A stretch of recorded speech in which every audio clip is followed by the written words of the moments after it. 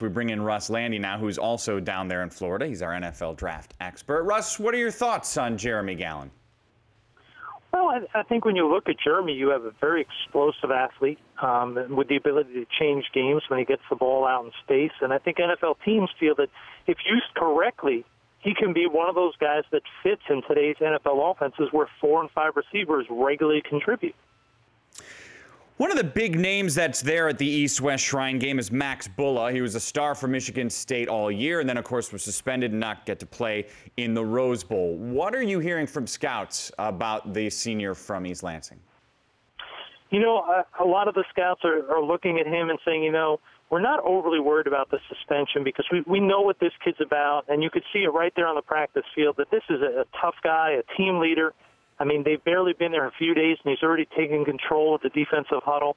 So they like that part of it. He's showing already that he's a very physical player in the drills. He's done better than expected in the coverage drills. So I think he's showing that everything they saw on film, that's still who Max Bullough is, a good all-around football player, just not a premier one. Wisconsin is consistently producing offensive linemen. What are we hearing about Beau Allen down there? You know, Beau Allen has had a good week so far. I mean, he's shown, I think, better strength at the point of attack than I think a lot of people would think because he's not a giant guy. He's used his hands very well, taking on blockers, getting free, making plays. And I think the thing that impressed me today was in the one-on-one drills, he really showed the ability to defeat pass blocks and sort of get behind the line of scrimmage and make some plays. I mean, he was an impressive guy today, but he had a good day and really showed more athleticism than I expected. From Allen to Allen, Purdue's Ricardo Allen is down there as well. What are you hearing on him? A lot of good things. I mean, he's interviewed well. People have been impressed with how smart he is, how well-spoken he is, which is always a good thing for a DB because nowadays defensive schemes are so complex. And for a guy that's going to be coming into the NFL a little bit undersized, he's probably going to be asked to line up in a lot of different spots. And he has shown so far the foot quickness, the loose hips, and the explosiveness that NFL teams want for a corner who's going to have to line up in the slot, line up outside, and even possibly have to line up at safety at sometimes in some coverages.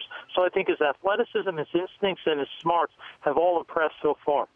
Obviously, the point of this is to impress the scouts, but it's hard to do that if you get injured and can't play. And we're hearing there's been an injury to a Big Ten player, correct?